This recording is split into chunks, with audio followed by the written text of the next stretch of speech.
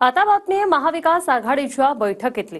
ठाकरे गटाकडून मुंबईतल्या 36 पैकी 20 जागांवर दावा केल्याची सूत्रांची माहिती आहे। तर अणुशक्ती नगरच्या जागेवर तिन्ही पक्षांचा दावा आहे। शरद पवार गट मुंबईतल्या 7 जागांसाठी इच्छुक असल्याची माहिती मिळते आणि त्यामुळे काँग्रेस मुंबईत 9 जागांवर लढणार का असा प्रश्न उपस्थित होतोय।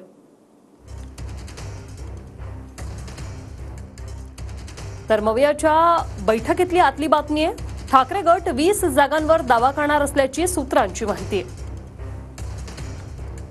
पवार गट 7 जागांसाठी इच्छुक असल्याची माहिती सूत्रांमार्फत मिळते। तर काँग्रेस 9 जागा लढणार का हा प्रश्न या निमित्ताने उपस्थित होतोय। मुंबईतल्या मवियाच्या बैठकीतली ही आतली बातमी आपण पाहतोय। ठाकरे गटाकडून मुंबईतल्या 36 पैकी 20 जागांवर दावा केल्याची सूत्रांची माहिती। तर मुंबईतल्या अणुशक्ती नगरच्या जागेवर तिन्ही पक्षांचा दावा असल्याचंही सूत्रांमार्फत कळतंय। रवींद्र पवारांसाठी पवार गटाला अणुशक्ती नगरची जागा हवी असं सूत्रांमार्फत समजतंय। तर वांद्रे पूर्व जागेवरही ठाकरे गटाचा दावा आहे। वरुण सरदेसाईंसाठी वांद्रे पूर्व जागेवर ठाकरे गटाचा दावा असल्याचं कळतंय। चांदिवलीची जागा काँग्रेसनं नसीम खान यांच्यासाठी मागितल्याची माहिती आहे।